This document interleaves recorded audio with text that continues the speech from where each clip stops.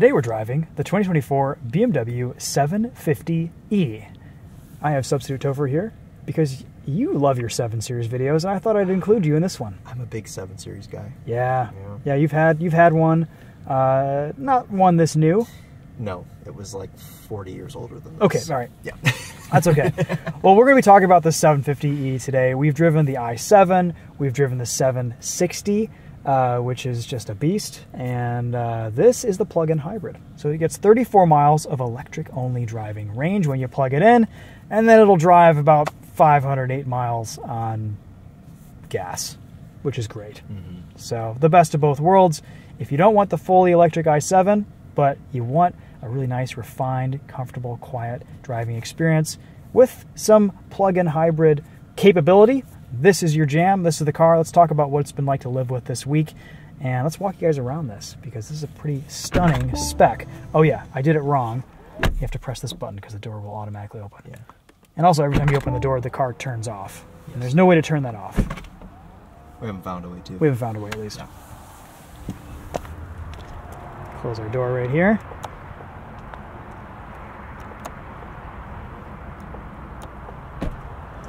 There we go.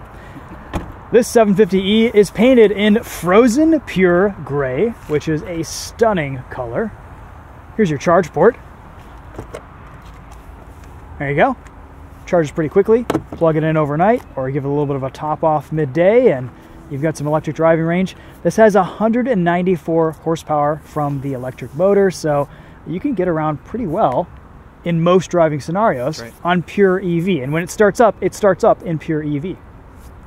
Same 7 Series, we've come to know and begrudgingly love the way it looks, I guess. I don't know, I'm still torn on the aesthetics of this thing. Yeah, so I went to the launch event of the G70 Generation 7 Series, and at this point, I've driven, I think, every configuration of the car except the base 740. So I've driven the 760, both versions of the i7 and the 750e, and this one has kind of stuck out to me as the one to have. So as your local 7 Series expert, That's right. I think that this is the one that you should go for, in my opinion. I think in most respects, I would agree. Yeah. It does get better looking every time I see it, which is a strange thing to say, but I think we're just getting used to it.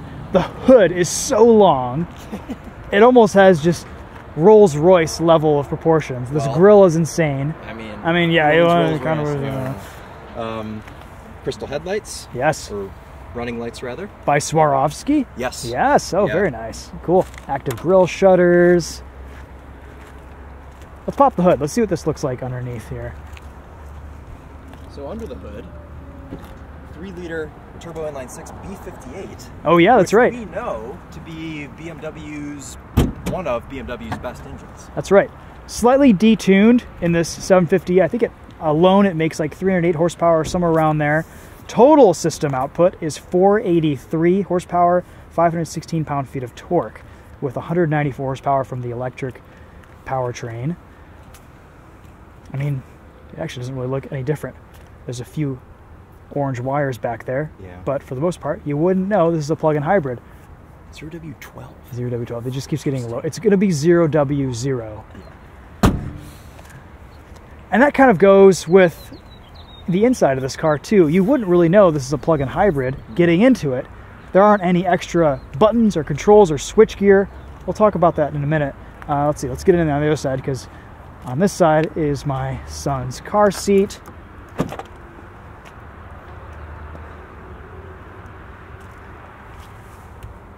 Tons of space. I mean, this is the 7 Series after all. These seats are fantastic. They are so soft, so comfortable, so luxurious. A lot of squish. A lot of squish to the seats. Actually, would you mind hopping up front, turning the car on? Oh, of course. And we can see our screens in the back. As tested, the 750e is around $130,000. Where to, sir? That's right. Yes, Jeeves. How do I close my door without touching anything? You hit the button on the door. The silver button. Yep.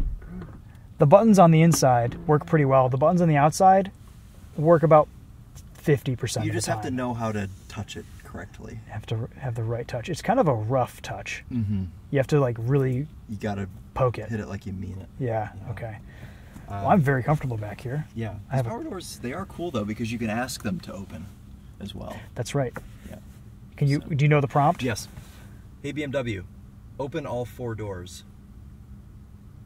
Hey BMW. Do you have Hey BMW turned off? Press the microphone button. I don't. Open all 4 doors. Should I open all doors? Yes.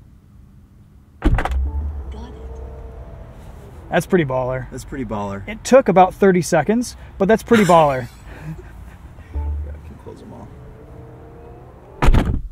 If you watch my initial video from the launch event, it did work that well. I know they had those cars like extra calibrated, right, or something.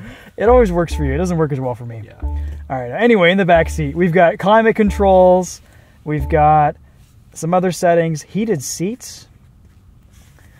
All of your seating settings are in screens, even up front, except for just kind of basic adjustments. A couple of USB ports back here. Ooh, this infotainment gets hot. It does. And so does your phone. New BMW wireless chargers just roast phones. They're known these for days. cooking iPhone Yeah. 15s. Like your phone will be charged, or at least maintain a charge when you arrive at your destination, but you won't be able to operate it. So you won't be able to touch it. Yeah, it'll turn off. Materials, interior quality, everything is just top notch. The leather, the carbon fiber weave with this like little metallic thread in there is amazing. We've got a Bowers & Wilkins sound system that's fantastic. Again, the speaker grills on that are gorgeous. Because we have electronically operated doors, there is a physical manual switch right there, but who uses that when you just have a button? These doors will open fully if there's nothing in the way, but if there's a car next to you, they'll only open as far as they are comfortable doing so. Maybe it's just a long press.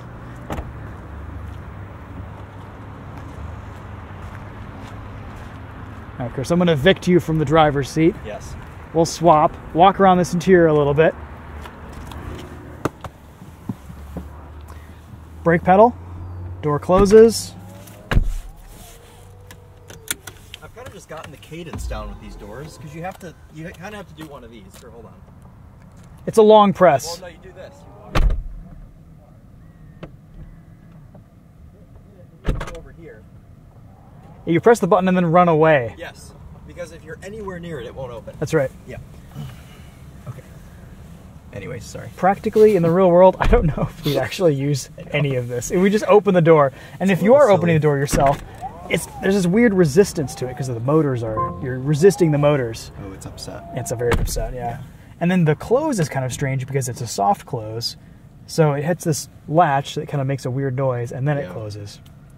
My mom was freaking out earlier today. I drove her to Ann Arbor in this. She's like, did I close the door? Is it closed? Is it shut? I was like, yes, it's soft close. It's automatic. It's fine. Okay, a lot of gloss black, a lot of fingerprints. The car is on, though. But I think if I were to open the door and take my seatbelt off, it would turn off immediately. Yep. Okay? So if you had to go back into the house and get something, you've got to turn the car back on again. I feel like all I've been doing in this car this week is just turning the car on, thinking it was already on, but it was you off. get to touch a piece of crystal, though. That's when you right. Turn it on. That is lovely. Yeah. Everything in this interior. Okay, here's where the rant starts. I don't know what time code this is going to be in the video, but the rant is beginning. Cover your children's ears. There might be a little bit of bleeping in this section of the video. Everything is a menu. Okay, you've got seat controls here. Great. You want to adjust your lumbar? It's a menu. Okay, where is that? You press this, and then you've got lumbar adjustment down here. Seat depth. Headrest.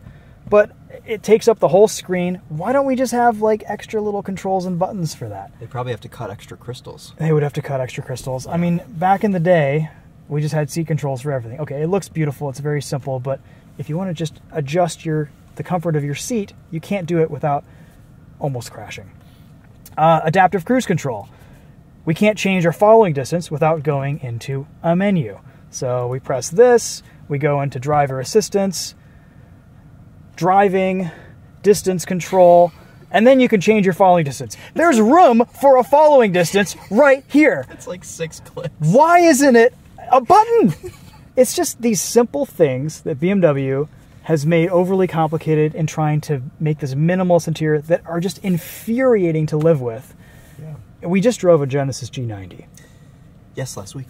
Yeah. 2 weeks ago. And, you know, it was great. It was just fantastic. It was so nice because it was just easy to use and easy to operate. It was comfortable. It was luxurious. I was relaxed driving it. Yeah. I'm not relaxed driving this. I'm stressed. I'm always feel like I'm going to crash. Yeah. Whenever I want to change anything or adjust anything, okay, at least it has good driving assistance tech, but that's always telling me that I'm distracted. It gives me about 5 seconds, you know, to look at the screen. How dare you try to adjust your settings while driving? I can get halfway to my destination in the infotainment before it tells me, hey, pay attention, you're going to crash. And I'm like, I know, I'm trying to adjust my lumbar because my back hurts. Yeah. At least the heated, you know, steering wheel and seat controls and the climate is a little bit better in iDrive. This is probably iDrive 8.5. Yeah, because you've got immediate access to fan control. That's right. And it's quick and responsive. Yeah. But boy, I don't know, the more time I spend with these new BMW interiors, the iDrive 8 and everything, the less I like it. I feel like I'd be getting more used to it. The voice activation only works part of the time. You have to know what you're saying. Yeah. Everything's a haptic control. I do only ever really see you this anxious when we're driving new BMWs. Okay. Anyway, I think the rant's over. I think we can go over the Merino. We can move on. Yeah. Starting price, $107,000, but no one's going to be paying that because you've got to have some options. $135,345 total price as tested. So, yeah, we've got pretty much every option on this. We have driving assistance pro, BMW individual composition, which gets you this beautiful Alcantara headliner. We have the M Sport Professional package. We have the Premium package with Park Assistant Professional and 3D View. Four-wheel steering. What package is that? This thing is basically rotating on the rear wheel. That is insane. Oh, the turning circle is nuts on this car. Executive package, which gets you the automatic doors, which is actually nice that those are an option. You don't have to have them. M Sport Package Pro, which gets you the M Sport brakes and extended shadowline trim, so black trim around the windows and everything. Carbon fiber trim is part of the individual pack. We have the 21-inch style 908M star spoke wheels, integral active steering, which is an $1,100 option. All right, let's talk about the way this drives some, because there are some rough starts to the 750E. It is not that smooth. Are you sure you don't just have a lead foot? No, it's been a bit strange this week. This is in EV mode. I felt that shift. Did you feel that? Yeah. It's not as smooth as I thought it would be. Maybe Chad's just been like ragging this thing. Yeah, whenever we signed to this car, some profile is from Chad. It's Chad's car. Yeah.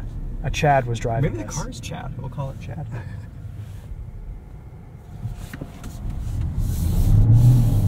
It is properly quick. It is pretty quick, yeah. The B58 doesn't sound particularly good. It's muted. It's kind of a lower tone than you get. It is. But I mean, with it being detuned, I'm sure there's a lot of, you know, subtle differences with it. And they're not aiming to have this sound like an M340. That's right. You know, this is supposed to be quiet and reserved. And we do have iconic sounds turned off. Oh gosh, we should go into the Hans Zimmer mode. Here we are. But, okay, this being a plug-in hybrid, there are no buttons for maintaining your charge, for electric-only driving, for hybrid mode. I mean, I don't know if it's cost-cutting or just the fact that they want to make these interiors as minimalist as possible, but I feel like you should have some physical controls for the plug-in hybrid nature of this car, and there just aren't any. You have to go, again, into this menu and crash, and you have a few options here. Okay, it's 3 clicks. So 1 to get there, 1 to activate electric or whatever, and actually you have to go into a deeper menu for maintain battery charge and electric driving, stuff like that. And regen, right? Yep, and then you have to go back to wherever you were before, which is 1 or 2 presses, and it doesn't always press. You're already off into the weeds at this point. Yeah.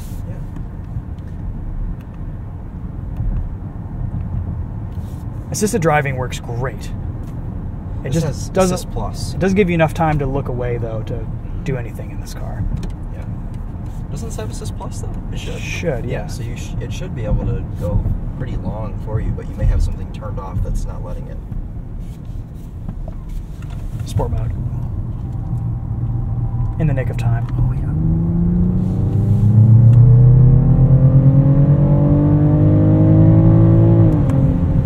It is properly quick. Yeah, There's a lot of torque here. There are some weird like rotational noises.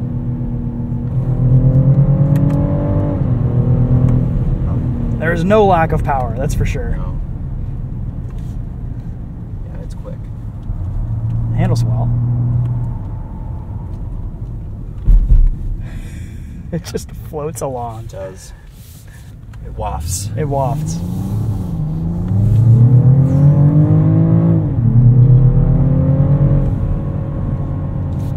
It's so funny being in these big cars that just scoot. Yeah. Again, whenever you change drive modes, it stays, the screen stays. So if you're in CarPlay, you have to go back. It's just so needy.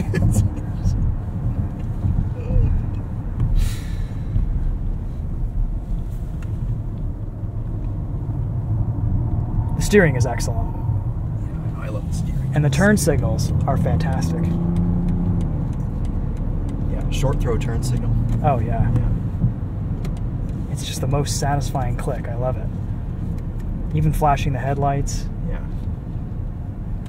Can we go into expressive mode? Absolutely. You are my co-driver. Yeah. You can control I the can control iDrive 8. this. Yeah. Okay, now give it some throttle. Wow, I'm being massaged Yeah, too. I'm getting massaged. Things are happening up here. This is the...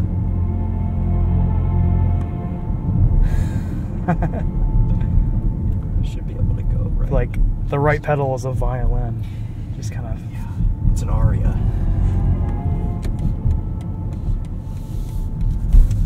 So if you go from a stop, like you go from a dig, it's like the craziest noise. It's weird though in this though, because you have the B-58 in the background. So it's like Hans Zimmer doing a duet with the B-58. That's right.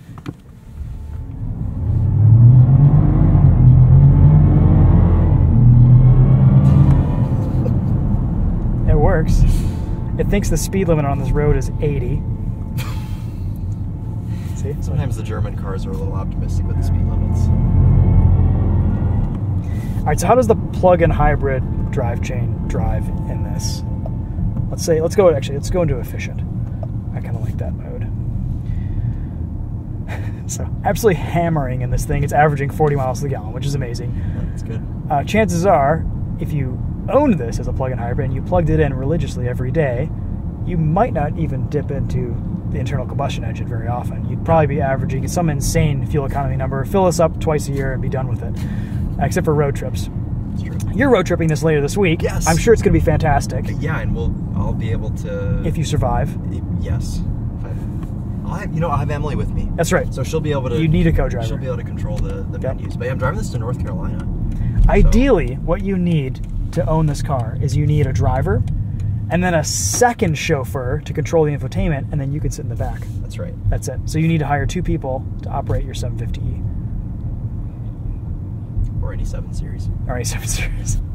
Okay, so let's go back to, let's see. All right, we need to find our electric driving mode. I'm going to activate electric. It's going to activate it automatically. Iconic sounds are on. This is in hybrid mode right now. How come? There you go. Now it's activated. Okay. So electric mode, as you would expect, is completely silent, but you can still feel gear shifts. Yeah, because And they still run through that 8-speed. that's right. We'll drive this a little bit more conservatively now, too, like we would normally. And we're going to have to because we're following a semi-truck. Yeah, right.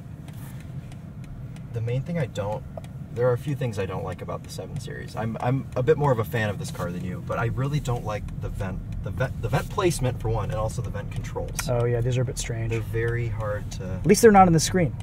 That's true. Yeah. That's true, because as silly as that sounds, Teslas, Rivians, vent controls are in the screen. Yeah, in those. that's right. At least they didn't do that. So a bit of a lurchy start there. That was me trying to be smooth. Okay. Didn't happen. good power in EV mode. And there's something about this 7 Series, it has this adaptive kind of throttle control where it'll sense the vehicles in front of you, and if you let off the throttle, it'll slow down according to their speed. That's I don't know exactly what that feature is called. It's called something, but it's fantastic. It actually works really, really well. It's like adaptive throttle control or something, but it's great. And it gives you just a bit of regenerative braking off throttle, and if there's no vehicle in front of you, it'll just coast forever. All right, so we're in EV. Let's see how this accelerates. So flat out. Pretty much. That's good enough. It's great, That's yeah. all you need. And there is kind of a 2-stage throttle pedal where if you push through that, the gasoline engine will kick on. But that is plenty of power to make passes on the highway and to get around in most driving scenarios. So that's great. Props to BMW for giving this a usable amount of power in EV mode. And off the line, it's pretty quick too. It is. I just want to pet the headlight. I know, it's so soft. There's also some clever things too. If you're pulling up to an intersection, you turn your turn signal on. The adaptive accelerator or adaptive regen will kind of turn on to help you slow down. Like right now, it's at full regen almost. Okay. That's just great. To drive, this car is fantastic. It feels so comfortable, so luxurious. I think for some reason off the line it's a little bit rough sometimes, which is a bit strange. We'll just keep going straight here. Yeah. That's good. Let's try another start here. Okay. Yeah, there's just kind of a double lurch when you accelerate. It's like a weird hesitation. There's a bit of a hesitation.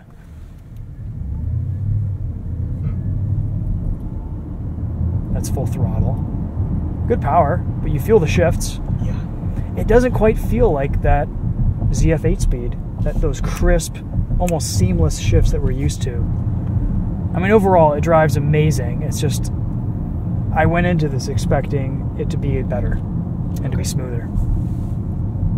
I really liked the i7. Yeah, the i7. What's nice about the i7 is, unlike Mercedes, they didn't make an entirely new model for the electric 7 Series. It is just the 7 Series that happens to be electric. So that's also a really nice choice. And you kind of can't go wrong with the powertrain offerings here, because the 760i with that S68 V8 is fantastic. The i7 eDrive is great. The i7 M70 is fantastic. So, I mean, it all depends on preference. Yeah, in theory, like philosophically, I like this the most. This one makes the most sense. It's just the execution could use a little bit more refinement, a little bit more work, and of course the the infotainment. If you can live with everything in a bleeping menu, then that's up to you. Yeah, and that's just every new BMW. Unfortunately, It is. I mean, Unfortunately, they're all like that now. So, all right, so we're in EV, and we're going to push through the pedal and go into gasoline mode here. A little hesitation, but it comes on pretty quickly, and then it gives you so much power. It's a pretty smooth transition. It is. It's pretty good. You don't really feel the engine fire up. Yep.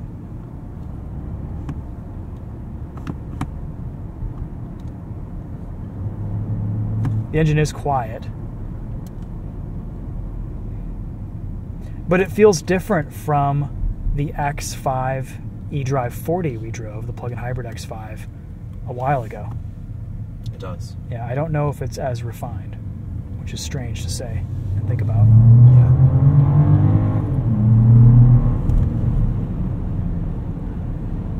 Are we spoiled after driving the Genesis G90?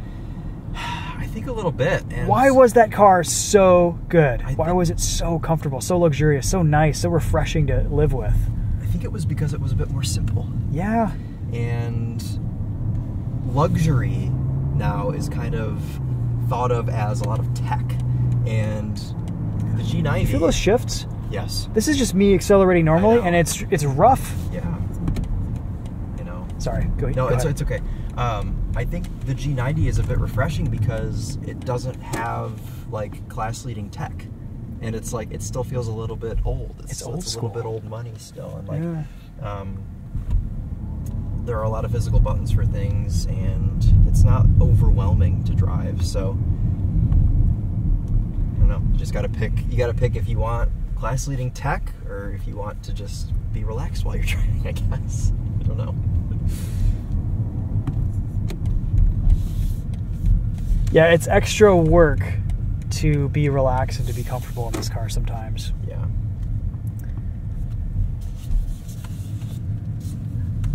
So a similar conclusion that we've had to many other BMWs recently. We've driven a lot of stuff. We had kind of the same complaints about the interface and everything. I feel like a broken record. In theory, I really like this car. I like that it's a plug-in hybrid. I like that it has good range. Not as much range as the comparable S-Class, but it's a very nice space to be. The interior is gorgeous. The materials are amazing. The tech, it's compromised. It detracts from the driving experience. It distracts from the driving experience. It's borderline dangerous in some situations. Yeah. There are some things that I wish we had more control over, and there are some things that I really like about this car too. I love the way it drives. It's just awesome behind the wheel. The steering is amazing. The ride is incredible. It's so quiet. And for the most part, it's a smooth driving experience except for these weird little lurches and hard shifts occasionally. So that's kind of my only note that's different in this plug-in hybrid 750e versus all the other 7 Series that we've driven. Let's do a quick Bowers & Wilkins sound system test before we wrap up. Because according to my memory, this is a fantastic sound system. Oh yeah.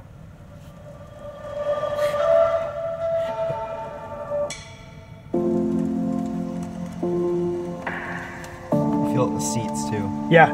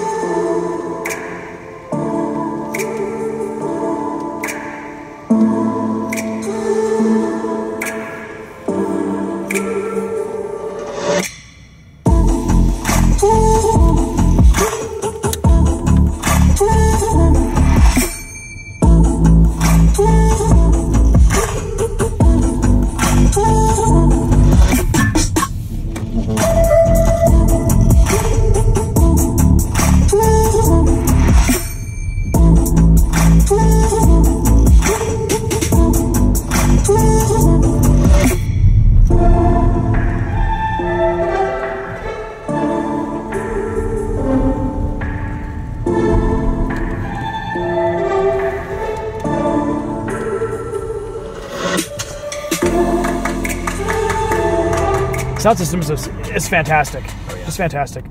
I realize we didn't really test out the driving assistance tech here at all. We should probably do that.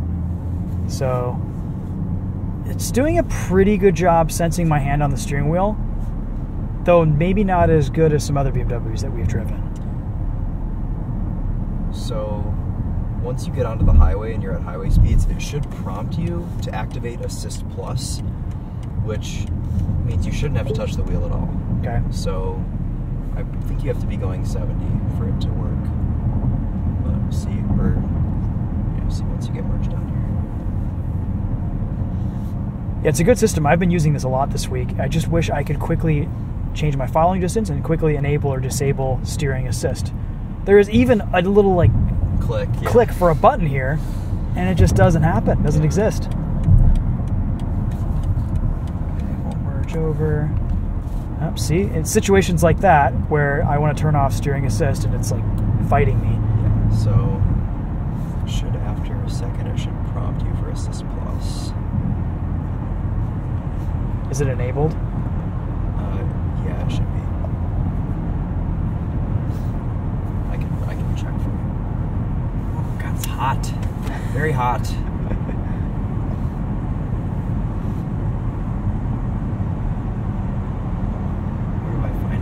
Probably in here under driving assistance. Oh, yeah. Assisted driving.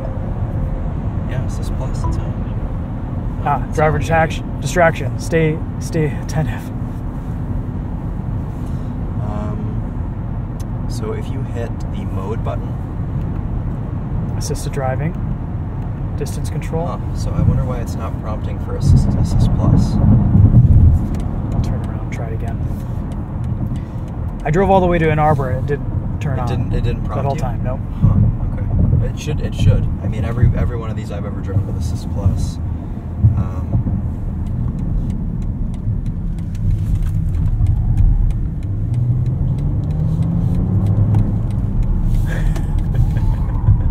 The handling is ridiculously good for how big this thing is. It kind of just sets in and rolls, and just you feel all four wheels just kind of corner and grab. This is one of the most comfortable cars on our Michigan roads. It just bulldozes over every bump. Yeah.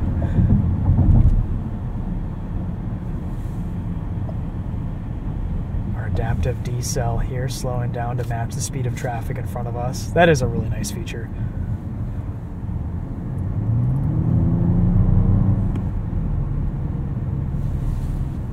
Shag pile floor mats too. Yeah. That's nice. There's a little bit of Rolls-Royce influence There here. is, yeah. With the doors automatically closing and everything.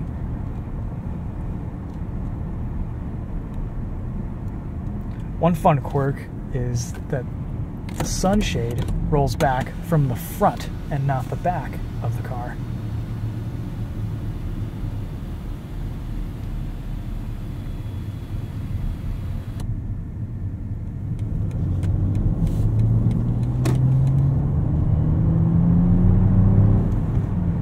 All right, we're out of battery now.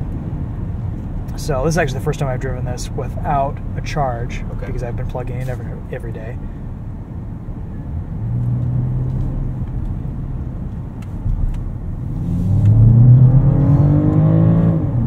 It's properly quick. It's really quick.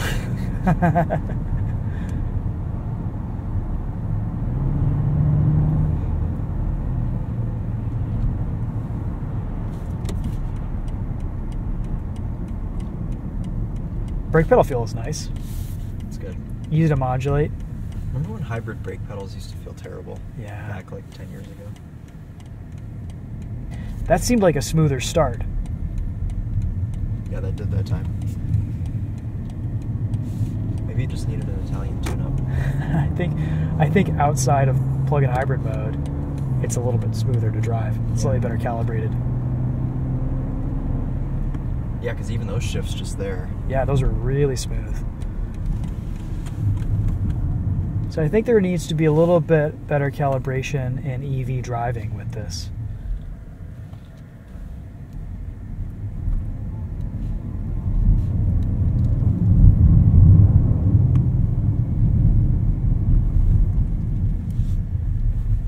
Well, anyway, for more thoughts on the BMW 750e, go check out Chris's road trip video, because you're going to be spending hundreds of miles behind the wheel of this, and you'll really get some good kind of living with impressions on this car. So we'll leave it at that for now. Thank you so much for watching. Chris's channel is at TheTopher Drives, or at Topher Drives. We've only tried to make this as confusing as possible, Chris. I know. That's okay. Goodbye, Chad. Goodbye, Chad.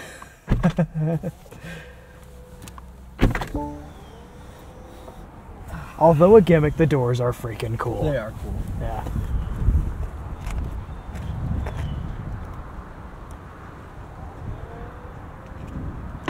And I've gotten the hang of the button. Oh, good. All right. Just take some time. You got to familiarize yourself with it. Shutters are closing. Yep. Oh, good. Yeah. There you go. Cool. All right. I think we've said everything we needed to say about the 750e. Yep. Probably a little bit more, but that's it. Thanks so much for watching. We'll see you guys in the next one. Take care. Take care.